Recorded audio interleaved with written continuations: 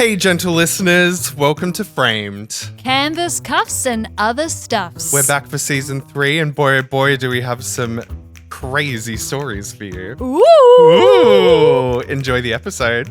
Hello, Joe. What's that? When people used to say that for like a minute. For a hot minute? Yeah, I think it's a Scary Movie. They're doing another one, no? They are, Scary Movie 6. I can't wait. I saw the leaked trailer. Oh. I have yet. But I also think trailers for comedy movies like... Trailer starts Oh now. my God, trailer starts now. Shit. But I know, I haven't seen one of those in a while. Yeah, it's hard to make comedy movie, like, because you don't want all the jokes in the trailer. No. So I'm hoping there's some real corkers. I hope so. Yeah. I mean, the cast... It'll be silly. I hope it's just silly, Yeah. switch your brain off. Like, I'm so excited to see Anna Faris and Regina Hall back together. Me too. That's what I'm really excited for. Yeah. I want their renaissance. But they showed it in America before Scream 7. Like, that was the trailer before Scream clever. 7 happened. Yeah. I like that. Yeah. Genius. Yeah. Genius stuff. Synergy. Yes, before that slog of a movie. Jesus Christ. Scream 7 sucked so hard. Oh. Oh my God. It was lovely though. I got to go to the opening premiere at Melbourne's Crown Casino. You know what? When I think movie premiere, I think Crown. Casino. It's the beating heart of Melbourne. It is. Food, fun and fashion all in one place. Buffets galore. Yes. And a secret morgue apparently. Ooh. I reckon I've talked about this before. Secret morgue, put people down the tube, they go straight through the Yarra. Okay. I don't know. Some crazy stuff happens in those mahogany rooms. I believe so. Yeah. God, I'd love to be a fly on the wall. Oh, I would like to know the ins and outs of some of these places. Yeah. The workers there must know so much. Or like the workers in the White House, I always think. That would be. Oh, well, yeah. Like, you know what I mean? Of course Like those places where you go fly on the wall. Yeah. Like a cruise ship. Yep. Yep. You're seeing some stuff. Yeah, you've definitely seen some stuff. Got to go to the Scream 7 premiere, which was lovely. Thank you for the tickets, Lockie. Woo. And yeah, some cool photo ops out the front. They had Ghostface walking around. I was just thinking, oh, that poor model. they're just having to walk around and stare. Yeah. I feel like people are going to have differing opinions because some of it is a lot of like nostalgia bait. People might like that kind of thing. It made the carnal sin of being a boring film for me. Oh. So I can have fun in a movie even if it's bad. Yeah. Like you can be entertained in a movie even when it's bad. Yeah. You can all have a little chuckle. You can all have a little guffaw. Yeah. This one was just straight up bad. Yeah. When there's no redeeming qualities. No, it was just so milquetoast. Like the whole movie looked like a TV show on the CW network. Too glossy, too weird. And the whole time it's like Neve Campbell did do a great job in the film. Mm-hmm. There's a lot of Neve, about it's like 95% Neve Campbell. But the whole time she's just like having a coffee and dealing with motherhood. And then there's so much of that chat that you miss out on the connecting with any other character. So you don't care when they die? No, you don't. And they don't care when they die. There's a group of friends. The first one dies, crazily dies, by the way. And you don't know. This girl had like a couple of lines of dialogue before that, so we're not connected to her. Yeah. Something happens to her. I won't spoil it. A few scenes later, all the friends gather in a pizza shop at nighttime. They're all having pizza. They're making jokes. Their friend could not have been murdered in a more crazy way. They're already over it. They're like, whatever. They're flirting with each other. They're doing this and that and the other. There's an AI plot line in it that's just crap. It was just awful, Steph. I'm sorry. I feel like I'm coming into this with real bad energy. I was going to say, is this your whimsy of the week? Well, yeah, that'll be my whimsy of the week. It is seeing a bad movie that's not fun bad. It's just bad. Yeah. You know what? You got to see the bad to appreciate the good. Yes, but I do like that we got to see it with like a premiere audience. So there was like movie critics and stuff like that there as well. Everyone behaves themselves in a premiere audience. Yeah. We all laugh together. We all sigh together. We all go checking your clocks together. Yeah, there was a lot of groaning, which I liked. Yeah. There was a lot of people going, oh. Yep. Through it. Ghostface reveal was awful. Oh no. Just terrible, terrible stuff. Oh. Watch it. Some people might like it. I mean, I loved the franchise, but like I said, I've not seen the new iterations. I'm like older ones. Like the old ones. Yeah. Yeah. They were comforting. I remember that first Scream. God, I would have seen it when I was like 8. Yeah. And it traumatized me. Oh, that first. I don't think I've ever been as scared. The boyfriend out the front with when they flick on the light. whole Drew Barrymore sequence is. I don't think I'd ever seen anything up at that point. Yeah. As terrifying as that. And I watched it in secret in the upstairs level 2 of our house where we had like kind of like a kid's TV. Yeah. I think it was playing on TV. So it would have been like a dumbed down version of it. Yeah. I think after that, I remember having real trouble sleeping, sneaking down to my parents' bedroom at nighttime in pitch black darkness, and I was too embarrassed to say that I was scared. So what I would do is I would come into their bedroom and like sit on the floor like a cat, just so I was in the same space as them because I felt scared. Oh, yeah. So I would cute. I would just like sneak in. My stepdad at the time would be snoring his head off, and I'd just be like on the floor, like. Debbie wakes up and is just like, oh. But I remember the trek that I had to take from my bedroom all the way to there. I couldn't have been further away from their bedroom, and I had to go down a dark hallway, a staircase, all that. The whole time I'm thinking, like I'm building up the courage to go down to their room. Because you're like, because I'm like, something's going to get me. Yeah. You get really scared. I'd get out of my kid. room, there'd just be a pitch black hallway. Yeah, that's scary. I would bolt down the stairs. Oh. Yeah. I want to be a child. That's whimsical. That's whimsy. Being scared of the dark. Being scared of the dark. Yeah. Like, I mean, that's... I remember also thinking, sorry, I'm so going on a rant here, but no, I like it. I remember seeing a movie when I was little. I think it was called Outbreak. Mm-hmm. And it was like a little monkey who had like a disease. Ooh. It wasn't necessarily a horror movie. It was more like, it was kind of like Contagion. Like this monkey had like some kind of flu thing and it needed to be contained. And then all of a sudden. The monkey's running through everywhere. Yeah. Infecting everyone. Yeah. And monkeys get a bad rap. I was so sure that monkey was at the end of my hallway. Oh. I so thought. It's funny how when you're a kid you just think these things and it's like you're in Albury. I thought as soon as I leave my bedroom that monkey's going to come running from the darkness at me. Oh. So scared of that monkey. Scared of that monkey. Monkey and Ghostface together just running towards like little me in my little pajamas. Oh, it's so funny when you're a kid and you just think everything is scary. Yeah. You think it's going to, and it's like, that's not the scariest thing. Hey, grew up, the economy is the scariest thing. I was going to say, it's usually the people living in the house that are the scariest things. Yes, quite. But, I forget what I was going to say. You grew up to loving. Oh, I grew up to love horror movies. Yeah. Not so much slashers. I do like the early Screams, but I'm not a slashy. I like a tortury, murdery. Slasher. I like something camp. Yeah. Yes. And I like ghosts and ghoulies and aliens and demons and stuff. I like a ghost and a ghoul. I like a ghost and a ghoul. I like a ghost and a ghoul. One ghost, one ghoul, please. Ghosts and ghouls. Stephanie speaking. Uh-oh. Everybody knows this is a day, like second episode in a day. Caffeine's wearing off. But getting a bit jittery. But the Adderall's kicking in. Yeah, it's hot. What has been a whimsical moment for you this week, my dear? Ooh, I've got two. I'm gonna roll. It's been a busy week. I've been a busy bee. On Friday night, we went and saw the Westwood Comms NGV. Yes. Thing. Exhibition.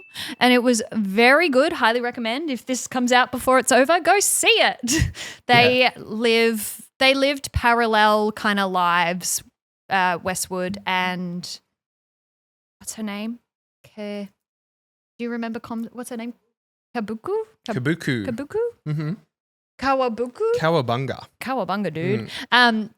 Westwood and Comms, their inception, they lived very similar lives. Both of their first collections were like both called Pirates, even though they were in different countries at the time. Like it's very, everything just kind of flowed together. The way it's set out, beautiful. Highly recommend. If you love fashion, it is art. when you go and see pieces like that, you go, wow, it is art. Fashion is art. Fashion is art. Art is fashion. What are we doing? And you went on the fun little NGV Friday night one where they've got like cool DJs. Yes, I highly recommend if you can go on a Friday night because people got dressed up for it. Mm-hmm. There was a good vibe. It was busy, so but I just think there is something quite fun about it. If you want to make a night of it, we went out for dinner afterwards. It was great. Yeah. So.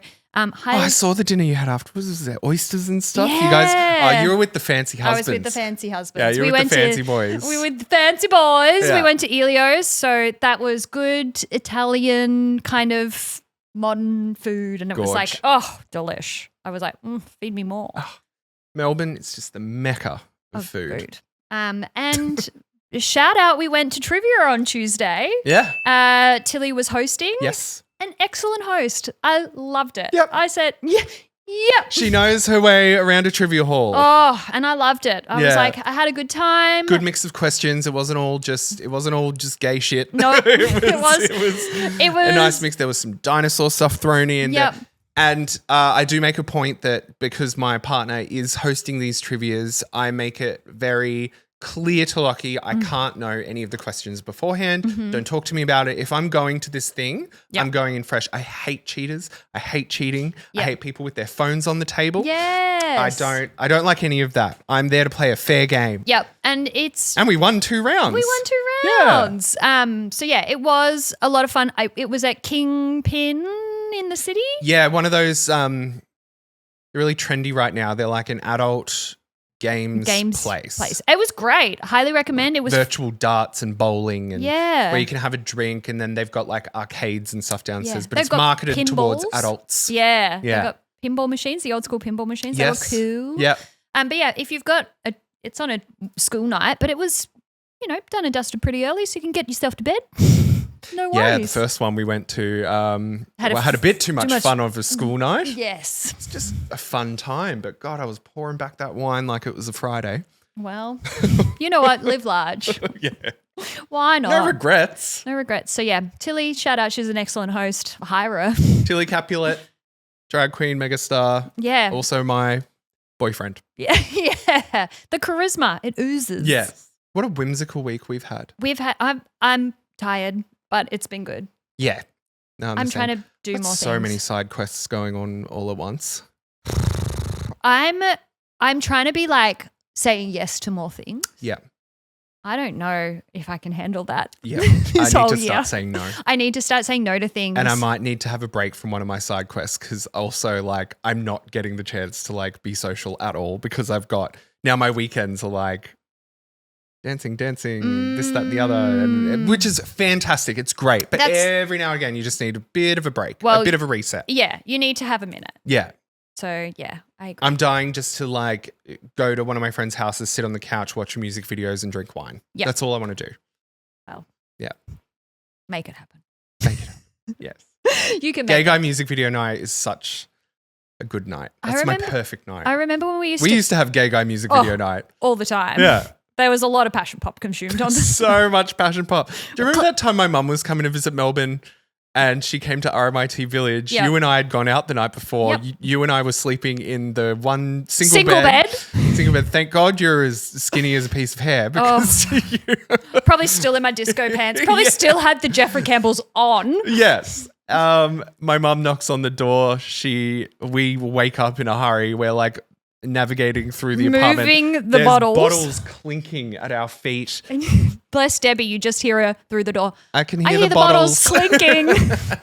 And then she looked at us both and she goes, let me take you out for breakfast. Yeah. I think she was a bit worried about both of us. Like, what is my son doing in Melbourne? And why is there a woman in his bed? Bless her, she knew exactly what that was. Yeah. But yeah, what a time. What a time. Those music video nights. When Lady Gaga was at her peak. Anyway, we can't go down. Tell her. Yeah, we need to get on with the episode.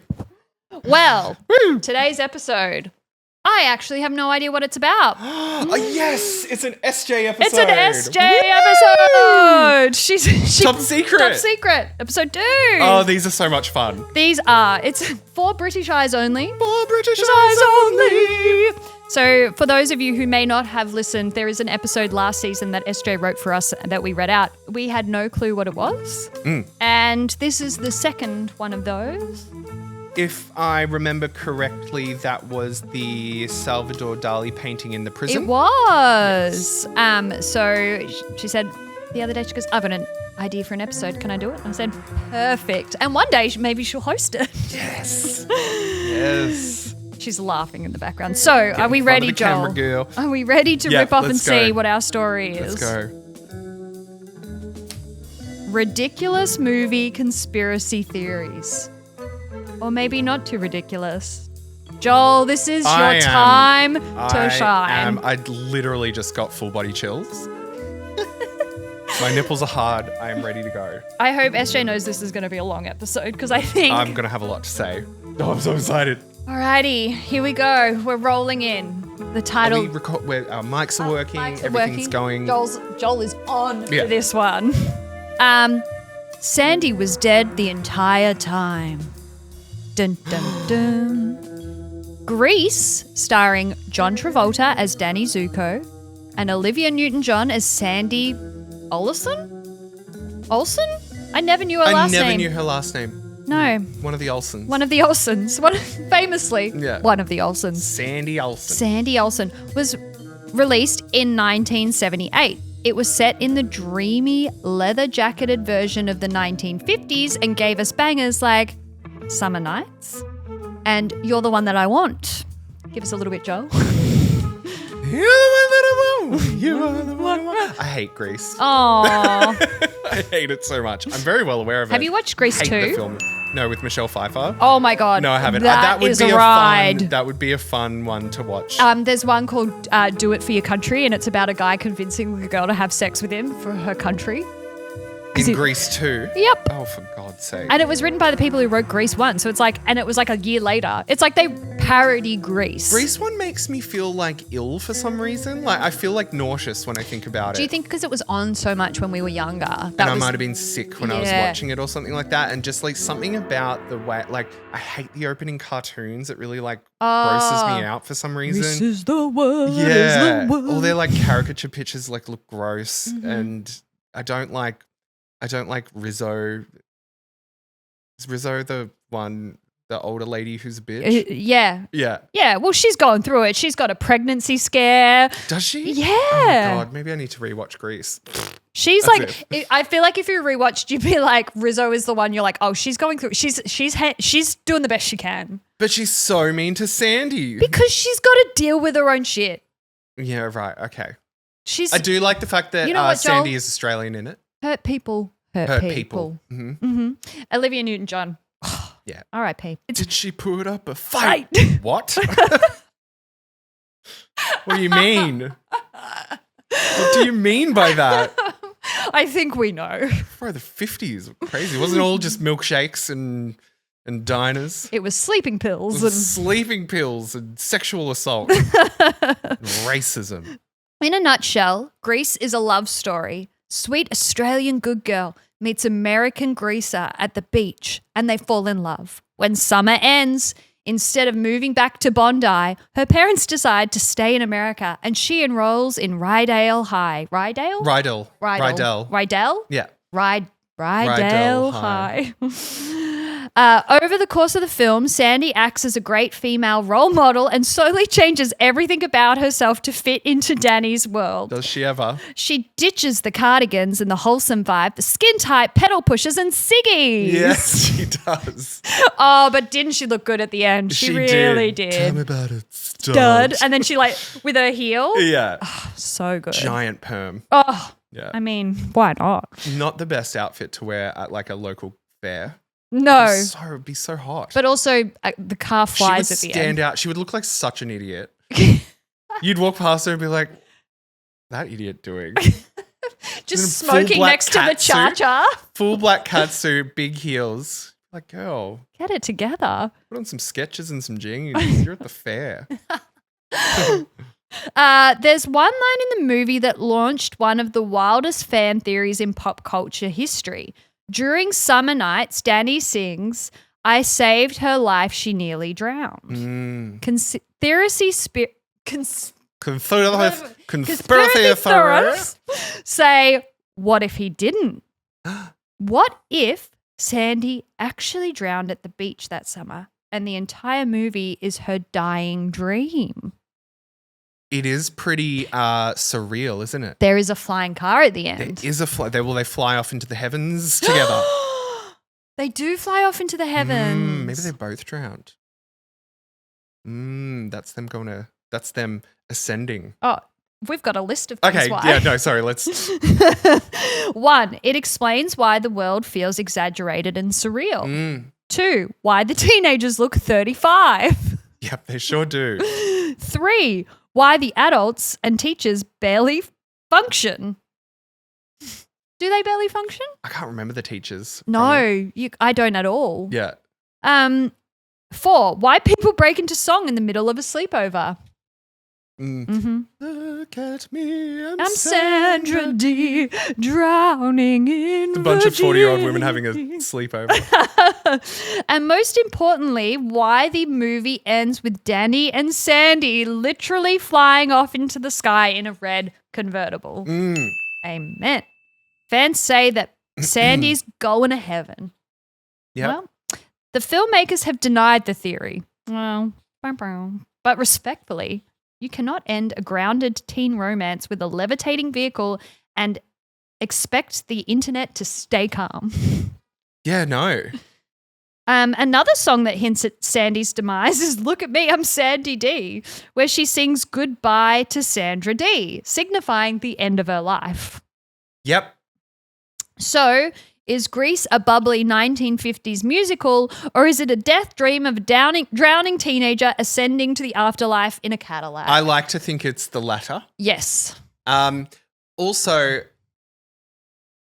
where was I going to go with that? Also, with how the whole movie is set out, like imagine reading that on the script. Yeah. Also, when they do Being beauty like, school dropout, she's in heaven. They're in heaven, dropout. like in this weird heaven space. They are, aren't they? They're in beauty school heaven. No graduation day for you because you died. Yes. I mean, I know it's not Sandy, but maybe it's just maybe it's everyone's dead. What if you go deeper? Rizzo died in childbirth because she... Nope. Like... Not Rizzo dying in childbirth. Jesus Christ. Then you've got... What? Who else has died? Like Grease is a nightmare. Grease might be a nightmare. Grease nightmare. I do like the one at the end where it's just like skip up, bang, wow, yeah. We will always be together in heaven. In heaven, eternal.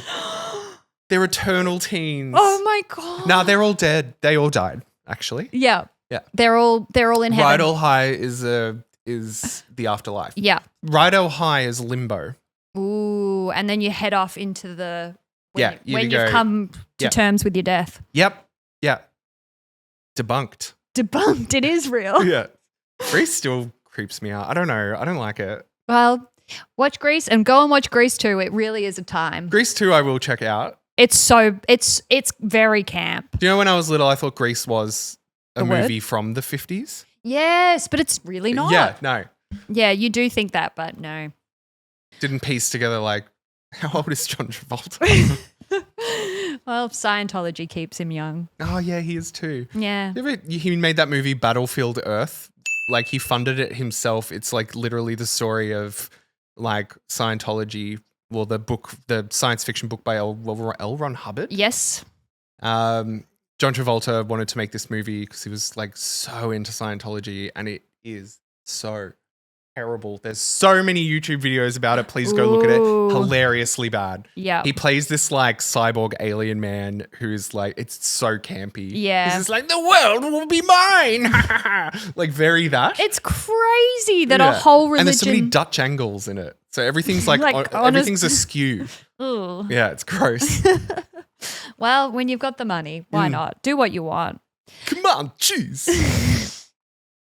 Any more thoughts on Grease before we move on? No, but I have never thought about that, and I think SJ's theory, well, what SJ found What do you think, SJ?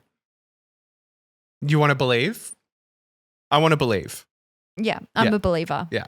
I'm not going to go back and watch Grease again. All right. Ferris Bueller isn't real. Oh. In Ferris Bueller's Day Off, Ferris, played by Matthew Broderick, is impossibly charismatic. Yeah, to an obnoxious degree. Yeah. Yeah. Teachers adore him. Students idolize him. He flawlessly manipulates adults. He's such a little skis too. Yeah. Like, how is he so? Anyway. He commandeers parades. He never faces consequences. He speaks directly to the camera like he controls reality. Mm-hmm.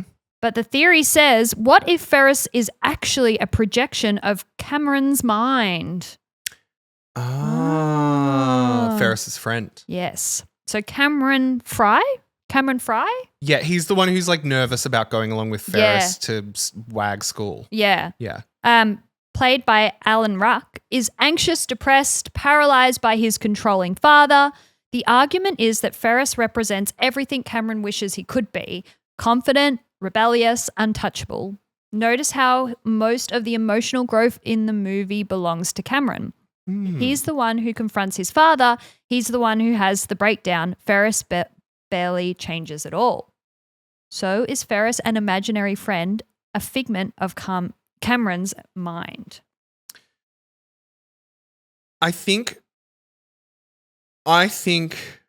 no.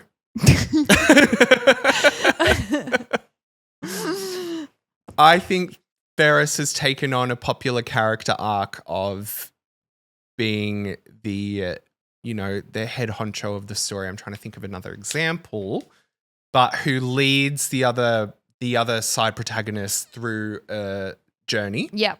But you need that one person there to help guide, because otherwise they're never going to do it. You've got the genie for Aladdin. Yes. Well, I mean, the genie's a genie, so he's he not doesn't real. exist. But he does in our hearts and our minds. He does in that universe. So I would argue that the actual protagonist of Ferris Bueller's Day Off isn't Ferris, it is Cameron. But Ferris is the guiding light for Cameron to have his own personal growth. The journey. I do think Ferris exists. Okay. Should we see? What do you think?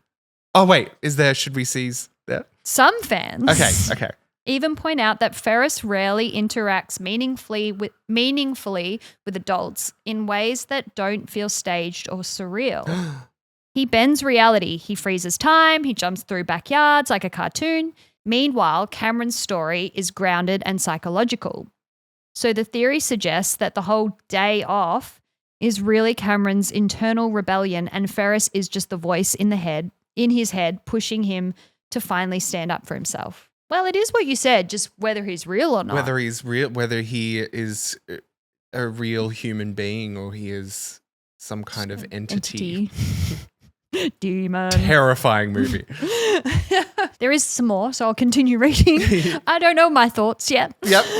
Kevin McCallister from Home Alone grows up to become Jigsaw from Saw. Oh, wait, that's the next one. That's the next one. I was hang on a second. I don't remember that part of Ferris Bueller's Day Off. Wait, what? Oh my God, the next one. Can't wait. Okay, is Ferris Bueller a demon entity or is he real? I think he might be real. I think he's real. But maybe not rewatch. Go and have a little rewatch. Because there are always those shows where like the protagonist talks to the camera. It stops everything and goes like, wow, what a day I've had, man. Lizzie McGuire had her little like cartoon free. Was Lizzie McGuire schizophrenic? Who knows? Who knows? Start the rumor here now. I would say it should have been called Ferris Bueller's Day On. Because he is He did a lot of stuff. He did a lot of stuff in that day. He needs a nap. Yes. All right. Should we move on to the next one? Kevin McCallister. Final thoughts? I think he's real. I think he's real. Yeah. Signing off. Real. Debunked. All right. Grease is not real. Grease is not real. Ferris is real. Real as the streets. Yeah. Yeah. Kevin McCallister from Home Alone grows up to become Jigsaw from Saw. Say less. I believe it. In Home Alone, Kevin, played by Macaulay Culkin, is an 8-year-old who displays an alarming level. Culkin. Culkin. You were saying Corkin? Corkin. Macaulay Culkin. Culkin. Macaulay Culkin. Macaulay Culkin. Culkin. Culkin. Yeah. There you go. Macaulay Culkin is an 8-year-old who displays an alarming level of engineering skill and psychological, that word is tripping me up today, and psychological creativity when left unsupervised. Instead of calling the police like a Boy, was he left unsupervised. Many a time. Yeah. And you know what? I loved that film so much. Yes. Rip Catherine O'Hara. Rest in peace. R.I.P. Instead of calling the police like a normal child, he constructs elaborate sadistic traps designed to maximize pain. Heated doorknobs, nail-covered stairs, flamethrowers to the face. He doesn't just want to stop the burglars. He wants them to suffer. To suffer and die. Like they could have died 50 times over. Many a time. Yeah. In gruesome ways. Oh my gosh. For a kid's film, shocking. Yeah. But also, boy, I wanted a house like that. When he gets in the little... Oh my God, his house. The dumbwaiter. Yeah. I was like, I want that in our house. We lived on a 1-story house. I'd probably think there was like a little monkey hiding in our dumbwaiter ready to get me. Never would have got in that dumbwaiter. Fast forward to Saw, where Jigsaw, played by... Macaulay Culkin. Macaulay Culkin. By Tobin Bell. Bell. I've said That's it right. His name. Tobin Bell creates intricate mechanical torture devices designed to teach lessons through pain. The theory suggests that Kevin, after years of being neglected, dismissed, and accidentally abandoned by his family, grows up deeply traumatized. Yeah. His childhood talent for booby traps evolves into full-blown moralistic torture engineering. Same obsession with elaborate setups, same belief that suffering builds character, just less Christmas decorations. I really do think that's fact. Saw, they're such intricate, crazy traps. That first Saw. How do you even? No, do people. So the whole point of Saw is he's teaching people a lesson through ironic punishment. Correct. Do people get out of the traps ever? Yes. Or do they always die? Yeah, no, most of them die. Yeah. But there's that girl. They're never going to learn a lesson if they die from the trap. Well, they will just before they... Right before they go. They go. But yes, there are a few survivors. I haven't seen every single Saw. I only saw the first few because when they were out. I remember going to the cinema. I remember going to the cinemas to see the Saws. And I remember the, spoiler alert if you haven't seen it yet, the twist at the end. Is it of the end of the first one where the guy's in the room with them, or is that like the second or third? Yeah. So the main Saw man, Tobin Bell, is a dead body in the middle of this bathroom. Yeah. And then right at the end of it, he gets up because he like drugged himself or something. Yeah, something crazy like that. And then it's like the music goes yeah. God, those first few movies were like it crazy. It is crazy. I feel like we hadn't seen anything that torturous. Yeah. In my life, I'd never seen something that torturous. No. But it still had a storyline that wasn't just torture porn. I remember when the Saw movies came out, part of the promotion was they would do a thing called the Saw Blood Drive. And they would create these like really cool posters. I reckon we can ding some up. I'll find them. And it was like, because Saw would come out like pretty much annually, and the marketing would promote these blood drives. So it's essentially urging people to donate blood, but in a cool way. Yeah. So I thought that was like genius marketing. Yeah. And the posters were so cunty. It was so good. Going back to Kevin McCallister becoming the Saw man, I think that tracks. Yep. I can see that for him. He had so many brothers and sisters. Most of them were giving him hell. He was really going through it. Yeah. No wonder you never would have had any privacy. He wanted to teach them a lesson, and he taught them a lesson. He would have seen the faults of his brothers and sisters growing up and gone like, you know what? I need to teach these fuckers a lesson. Yeah. Yeah. And that's how he did it. I will never forget when the girl gets thrown into the pit of needles. The girl from Becca. Mm-hmm.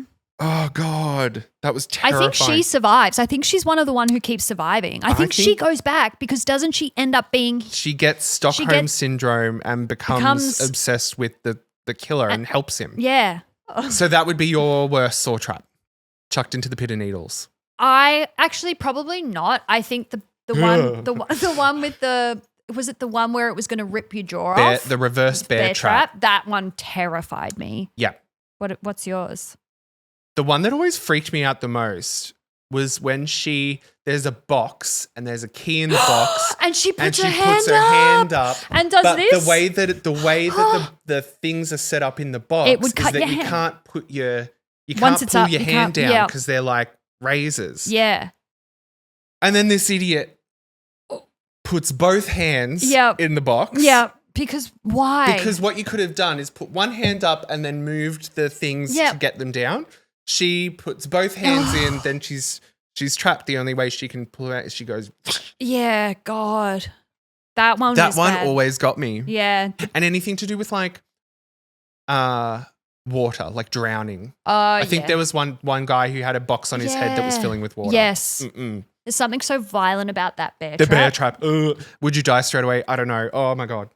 I think if I had put my hand up, that one is less scary for me because I'm like, logically, I know I could probably work that out. I mean, she was a dummy. Yeah, but you, in that stressful moment, wouldn't you be so mad at yourself? Yeah. You're like, I've done it again. Not again. Oh, okay, yeah, I believe that Kevin. Yeah, that stinks of Kevin. Yeah. All right, the next one. Jack is a time traveler sent to save Rose. Oh, come on now. That's a silly one. That's a bit silly. All right. So I can't wait to hear this. So Titanic is set in April 1912 during the real-life maiden voyage of the RMS Titanic. The ship hits the iceberg on April 14th and sinks in the early hours of April 15th. That's our historical setting, very specifically 1912. Mm-hmm. Now here's where the conspiracy kicks in. What if Jack... He had an iPhone. He's like, hello. He's like on Instagram, let me just post this. What if Jack... You've got that Riz, Rose. What? Riz. Charisma, baby. I don't know why all of a sudden he's... Charisma, baby. He's amazing. Because he time traveled to Elvis times. Elvis's house. Oh, mama. What if Jack Dawson, played by Leo DiCaprio, wasn't just a charming drifter, but a time traveler who intentionally went back to 1912? Jack references things that didn't exist yet. He talks about ice fishing on Lake Wissota, which did not exist in 1912. He mentioned... What, ice fishing or the lake? So I feel like both probably did. The lake didn't exist? Oh, I guess lakes are man-made. People have been ice fished. I think cavemen ice fished. I feel like, was it cavemen? I'm feeling stupid. That was... He mentions roller coasters on Santa Monica Pier before they were built, and his attitudes towards women, freedom, and living your best life feel suspiciously modern for the Edwardian era. So there wasn't 1912 is an Edwardian. Edwardian's like Marie Antoinette. Is it? Is it? I don't know. Google Edwardian, please. Fact check us. Roller coasters weren't around in 1912. I think the Big Dipper's older than that. But not on Santa Monica Pier. Ah. Specifics. So I've seen pictures of people in like petticoats and stuff on like wooden roller coasters. Just man's wheeling them. Yeah. The theory suggests Jack traveled back specifically to ensure Rose survives because Rose goes on to live a long life, have children, and possibly influence the future in some unknown way. Yeah. And once the ship sinks, his job is complete and he lets go. I'm going to say this out loud. He only saved one woman. One woman. I feel like he could have done a lot more. He could have said... Maybe gone to the actual steering wheel of the ship and about an hour before it happened. Just gone, hey. And went, hey... Maybe there's going to be some icebergs right ahead. Like that. Like, yeah, you were too busy dancing. But also Butterfly effect. one of the rules for traveling back in time, you cannot change things. No. That Titanic needed to sink. It needed, because what if what if someone worse than Hitler was on that boat? Yeah, and if that boat, there could have been. Yeah, and there were criminals on that boat. Yeah, we could have stopped some craziness. Yeah, there was a mummy on that boat. Didn't we talk about a mummy? There was a mummy. But was it the Titanic or was it a different boat? Might have been a different boat. But it was there was a mummy on there. It was the Titanic. Yeah. Now, the real question here is, was the board or the door that Rose and Jack were on big enough for both of them? Oh, I think James Cameron's come out and said, yes, it was big enough for both of them. But that you don't want to see that because it doesn't make sense for the movie. Yeah, I know, but come on. Yeah. You want to, oh God, I was in love with Jack. Weren't we all? That era of Leo. Yeah. I don't think, that is just, you cannot help but swoon. Yeah, he's pretty swoon-worthy. I wanted to be in that steamy car with him. With the handprint. It's just a beautiful, beautiful looking man. Yeah, he really was. In every era he's been in. Even now, I think he hit a rough patch a couple of years ago. You've aged out of his age bracket anyway, mate. Oh, I know. Like well beyond. I need a 1 in front of my. Yeah. Yeah. Yeah, but he was heartthrobby at that time. Yes. And when he had at the front of the boat. Oh, and I just loved the movies where he just like cried with like such emotion. I used to just want him to cry for me. Yeah. I wanted him to be obsessed with me. He is one of, we shouldn't say this if he was on Epstein Island, but he was one of the greats. Like we were growing up watching him He is one of the greats. He's still doing great films, but I guess fuck him being on Epstein Island. Who hasn't at this point? Whoopi was there. She had no idea what was going on. She said, I don't know. She is selling a lot of stuff from her estate at the moment, so I don't know. Times are tough. Yeah. Freaking out about something. What's going on, Whoopi? You can buy all her crazy glasses and heels at the moment. Oh, really? God, that would be quite cool. And they're quite well priced. You can buy her tour bus as well. Oh. Like $65,000. I don't have that kind of cash. Sorry, Whoopi. Maybe we'll go halvesies. Okay. We'll discuss off mic. Yeah. Yeah, I feel like this one, I like it, but I don't think it's true. Also, I'd like to think it's true. Oh, he came back just to save her. Well, that lake didn't exist. Lakes existed, but just not Lakes that have one. been everywhere forever. It's like roller coasters would have existed, just not that one that he referenced. Yes. Ready for the next one, or you still want to ponder on? No, we can move on. I'm choosing to believe he was a time traveler. I think I'm going to say no. I think he was. I think that was just accidental writer's room. Yep, all right.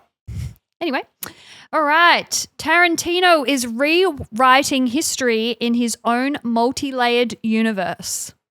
Ooh, this sounds like something I could see him doing. Yes. This could be real. Yeah, a real one. All right. The basic idea is that every movie directed and sometimes written by Quentin Tarantino exists inside one interconnected world. This will make you want to rewatch a bunch of Tarantino films and notice all the Easter eggs. This I believe. Mm-hmm. Now, keep this all in. You know what? Leonardo, not on the naughty Epstein list. He was just mentioned. Epstein just wanted to meet him. At this point, we don't have... So at this point, on this date, on the 28th of Feb, 2026, yes, Leonardo just mentioned in the Epstein files. So I can currently continue to swoon over Leonardo. You can. Yeah. Yes. Ethically, yes. You can. Right now I can. Yeah. If anything happens before this episode comes out, make it known that we did not know at this point. Yes. Thank you. Well, that's good to know. Yes. Good to know. Tarantino has actually said the shared universe idea is partly true, but not in the way fans first thought. He's explained that there are two connected universes. Realer than real universe is where most of the grounded crime films take place, like Pulp Fiction and Reservoir Dogs. Then there is the movie universe, which exists inside the first universe.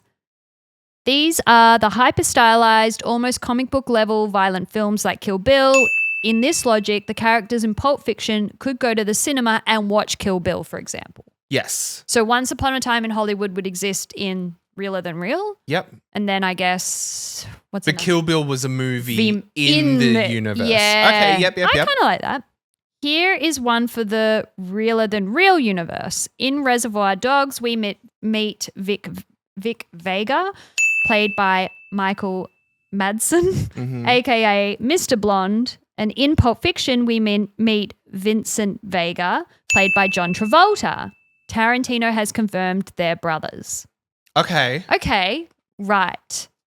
Oh, okay. I like this. Yep.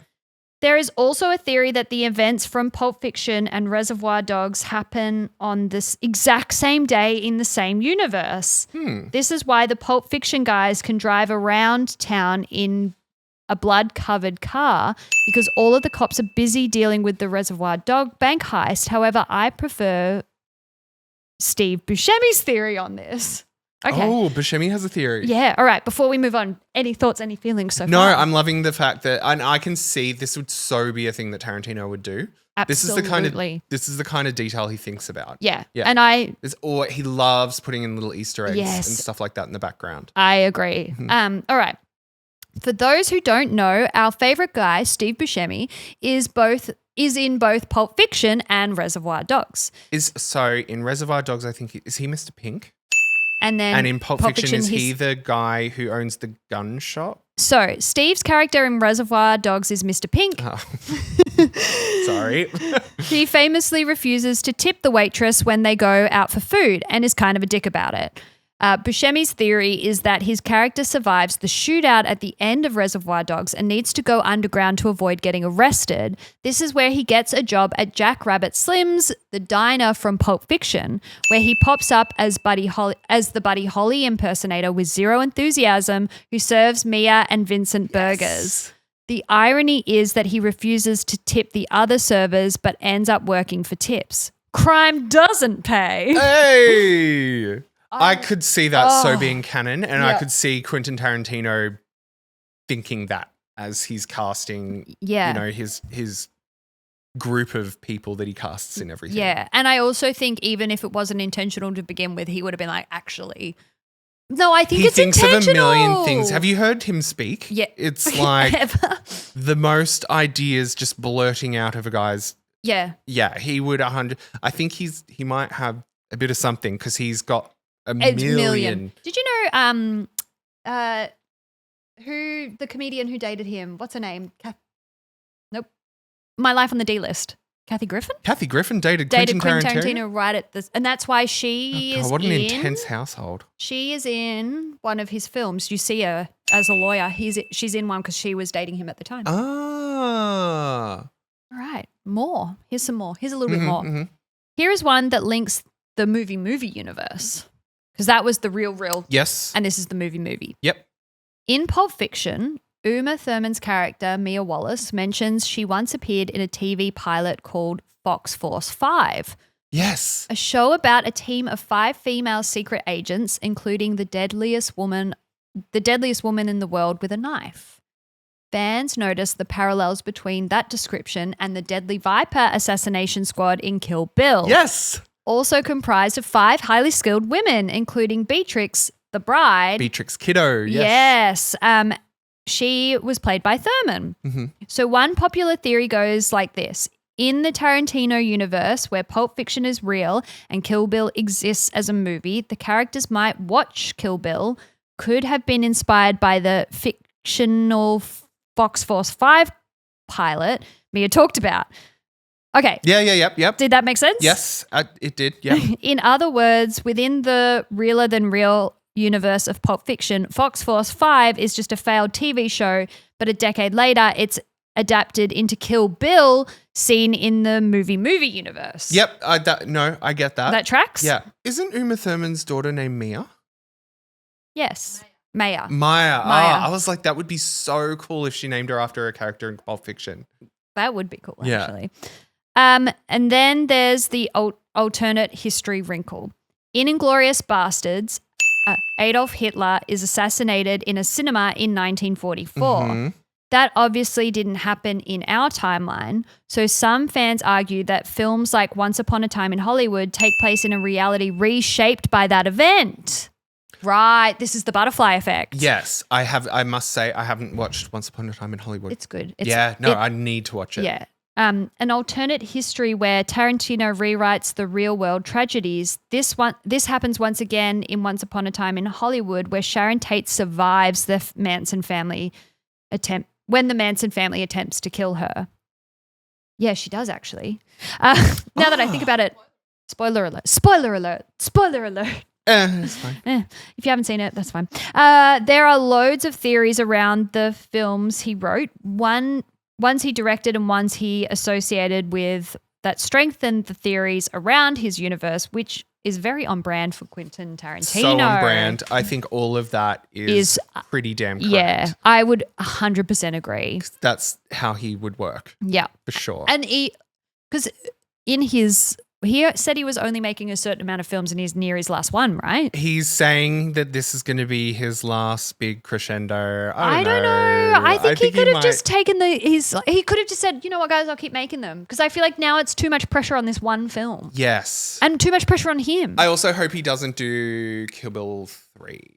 I don't think we need another. I think it's wrapped up completely perfect. I know fans desperately want a third. It's just cool. But there's just so much.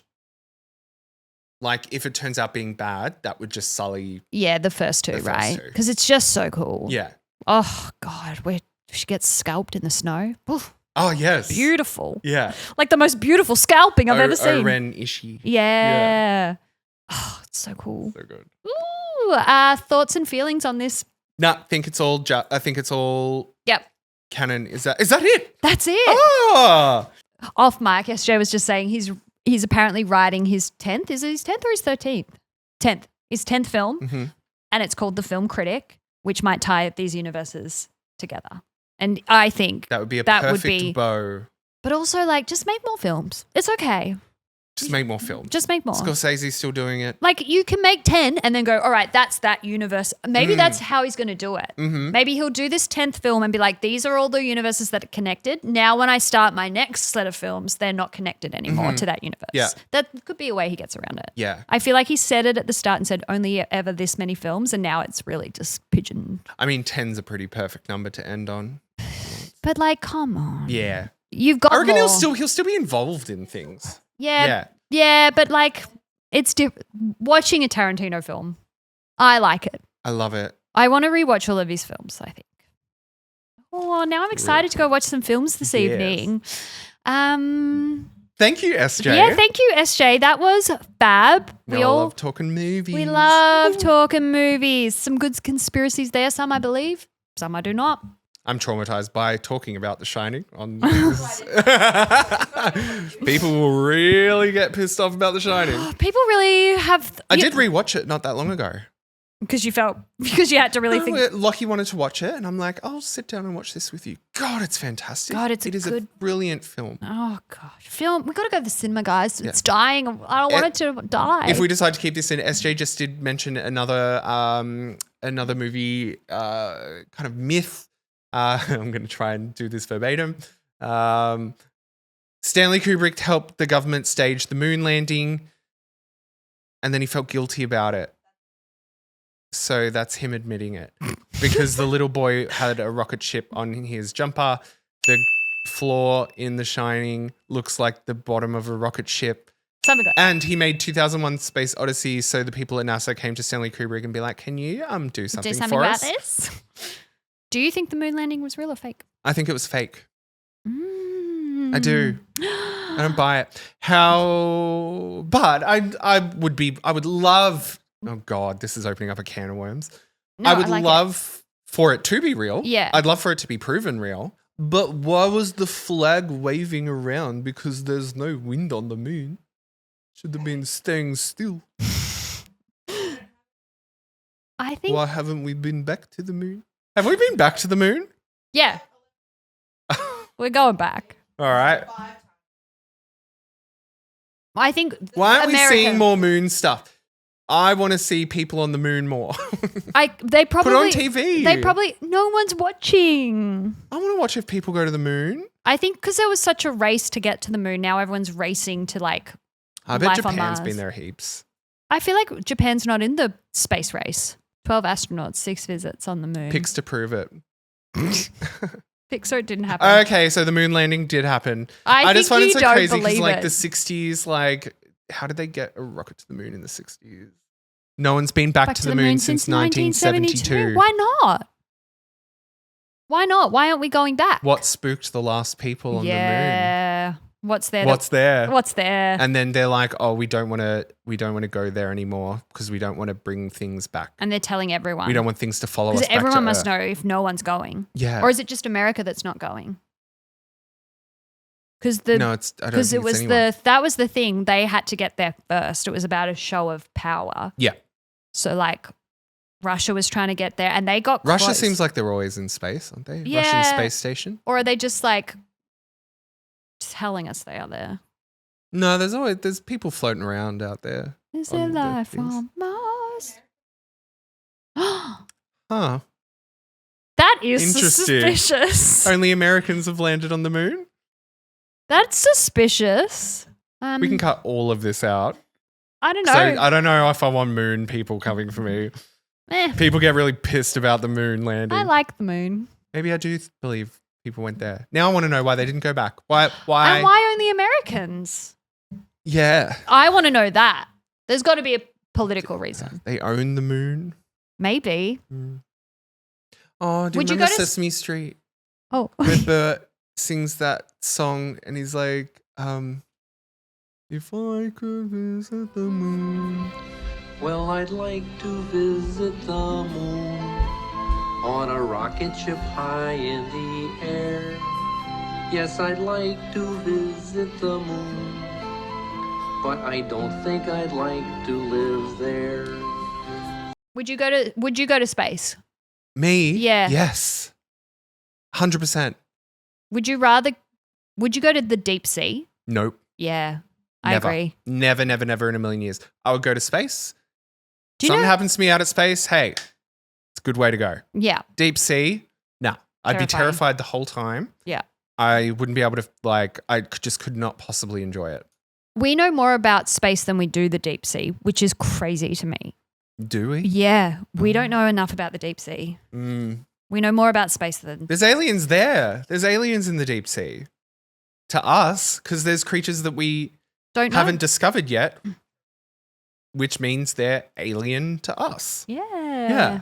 There'd be some crazy shit down there. Oh, I don't want to see it. No. I do want to see it, but I don't want to be there. I don't want to see it with my own eyes. I want to see other people see it. I don't know if I want to go. I don't want to wake up Cthulhu. I don't know if I want to go to space, but I want to see it.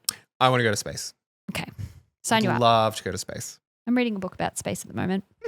It's more about a lesbian relationship than anything else, but it's cute. Set in the 80s. Set in the 80s. Yeah. Alrighty. Well, Joel, what an episode. We've covered a lot. Yep. Thank you, SJ. Thank you, SJ. That was great. And as we always say, Joel. As we always say, don't look at the moon directly. Yeah, it'll damage your eyes. I think you can look at the sun directly, though. Yeah. I always wake up and look directly at the sun. Yeah, you got up. But don't do that with the moon. No. Also put on sunscreen at night. Yes. Yeah. That SPF 50. Yeah, not during the day. Not needed. Am I getting that the right way around? I think so. Yeah, I think that's the right way around. Cool. Until next time. Bye. Cheerio. You've been listening to an episode of Framed hosted by Joel and Steph. Now make sure you go and follow us on all of the socials, YouTube, TikTok, Instagram, @Framed the Podcast. Make sure you follow and tell one friend. Just one. Just one. Like we always say, just tell one friend. All right. Goodbye. Bye-bye.